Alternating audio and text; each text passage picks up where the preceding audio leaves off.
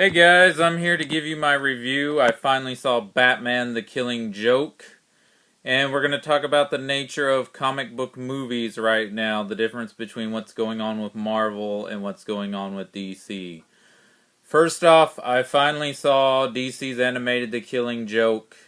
What a huge disappointment this movie was. I mean, people were so excited when they announced this was happening. They're finally adapting Alan Moore's acclaimed graphic novel, The Killing Joke. Many consider this to be the end-all Joker story in comics. It was one of the comics supposedly Heath Ledger looked for influence in his iconic role as the Joker in Christopher Nolan's The Dark Knight. It was going to be rated R. Kevin Conroy and Mark Hamill were returning respectively for the voices of Batman and the Joker. And yes, everything that's in the movie, The Killing Joke, from the novel, is fine. It's a good adaptation. Conroy and Hamill are both great. They've been playing these characters for 20 plus years now. And all of that is really well done. What the problem with the movie is that we have a 30-minute exposition with Batgirl. Now, don't get me wrong, there's nothing wrong with adding things, but the stuff they add in here is completely unnecessary. The only way I've realized they wanted to do this was because they felt like they needed to give Batgirl a bigger story arc because she gets shot, spoiler alert, she gets shot by the Joker in The Killing Joke, which causes her to be in a wheelchair and her becoming the character Oracle, for those of you that know Birds of Prey, or even in the Batman comics, and video games, and the television series Birds of Prey.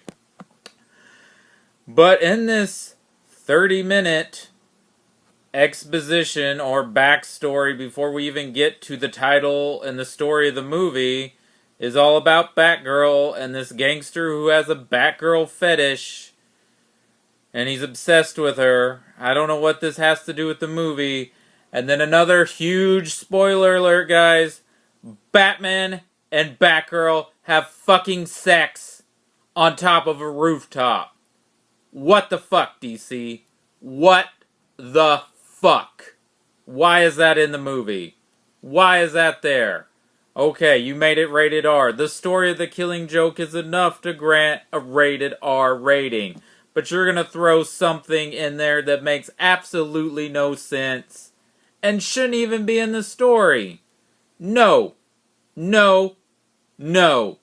This would never happen. I'm sorry, I'm going all fanboy on this, but this would never happen. Yes, Batman has had numerous female partners and on-again, off-again relationships with the characters in the comics. Catwoman, Talia al Ghul, Vicky Vale, Silver Fox, or whatever her name is, from the 70s, and many other people, but not Batgirl. No, that is just wrong. And that alone ruins the rest of the movie. And they gave this a huge debut on the big screen, and the animation is not even as good as some of their direct-to-video movies they do anyways.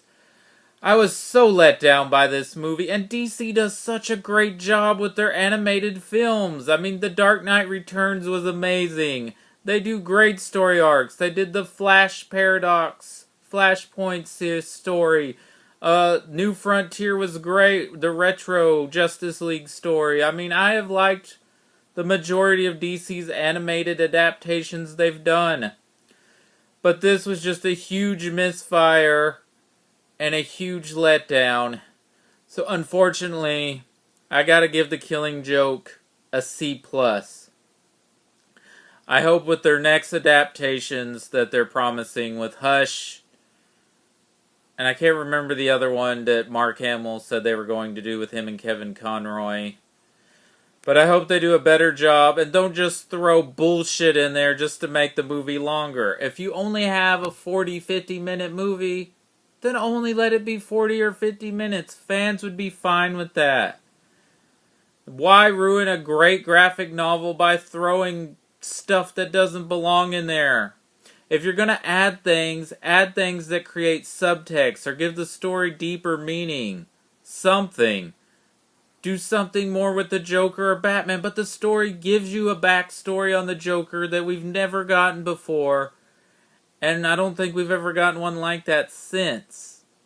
And it sets up the perfect dynamic between Batman and Joker and their self-destructive nature towards one another. So why throw stuff in there that doesn't need to be in there? Sorry, I'm going to get off that soapbox to jump on another one. Okay, so the weekend I rented The Killing Joke, I also rewatched Civil War. And man, oh man, does that movie stand up. It's still great.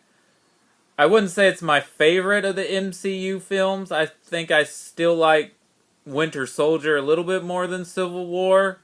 But it's still a great story. And you know why it's a great story and why Civil War works so well? Because this is a 13th film, or 13 issue have you, since they're kind of set up like comics, in a group of movies. We've had time to establish Tony Stark, Steve Rogers, and all the supporting characters. You know exactly why Captain America stands on the side he stands on. You know why Tony Stark stands on the side he stands on. You know why they're there. You know the stakes. And when the villain's plan is revealed, he has a very concrete and legitimate reason why he's manipulating these characters to fight one another. And they perfectly introduce Black Panther and why he's in the story. And they give Spider-Man just enough screen time to where it works, but he doesn't feel like he's just shoehorned in there. And even the smaller characters like Vision and the Scarlet Witch and Ant-Man, they're all in there just enough for you don't feel like they just threw them in there to like, well, we gotta have some other characters. I mean, yeah, they don't give Hawkeye a lot again. And War Machine has a little bit of good stuff, but not really. But still, pretty much everything has a reason. They have scenes with Tony Stark and Steve Rogers talking about their differences and why they disagree and why, after all this, they're going to fight one another. So unlike Batman Superman, which is only the second film in the DC film universe, tries to be a sequel to Man of Steel, set up Ben Affleck's Batman, introduce the Justice League, and then throw in the Death of Superman storyline with the Dark Knight Returns storyline. And we have no reason why Lex Luthor's doing the things he's doing, or why Jesse Eisenberg has the acting choices he's doing. The movie is a mess. I don't know what they were trying to cram all this in. I really hope DC is getting their act together. But, you know, I hate to keep talking about this Marvel versus DC crap, but DC really needs to take their time, establish their characters in films, and just tell good stories. You don't have to make $9 billion with each movie. You will get there. Marvel took time. Imagine if The Avengers was the third film in the Marvel Cinematic Universe. It wouldn't have been as good if all we had gotten was Iron Man, the Incredible Hulk, and Iron Man 2. The Avengers worked so well because we set up Thor, we set up Captain America, we had 2 Iron Man movies, and we had a Hulk movie. And Black Widow was introduced in Iron Man 2, Nick Fury had been introduced, Loki had been introduced. Pretty much everybody that's in the Avengers had been set up. And that's the same why Civil War worked so much. We had had a whole other phase of films to get everything to where we're going. So even if Age of Ultron wasn't perfect, it sets up all the stakes in things that are in Civil War. There's emotional stakes in the movie. Even Marvel is kicking their butt with Daredevil. The rooftop scene in Season 2 between Daredevil and the Punisher, where they just talk about their fundamental differences of where they are and how they fight crime. That scene alone is substantially better than anything in Batman vs. Superman. Just because they tell a good story. They set up the characters. There are emotional stakes here. That's what makes good storytelling, and that's why people like it. So DC, Geoff Johns, Ben Affleck, please, please get your stuff together. I'm one of the few people who really liked Man of Steel, and I enjoyed Suicide Squad despite all of its problems.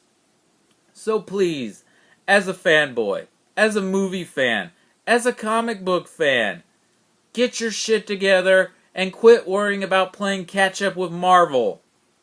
Okay? Just make good movies.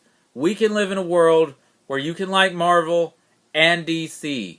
And no, I'm not being paid by Marvel to say that Civil War is better than Batman vs. Superman. That is just facts.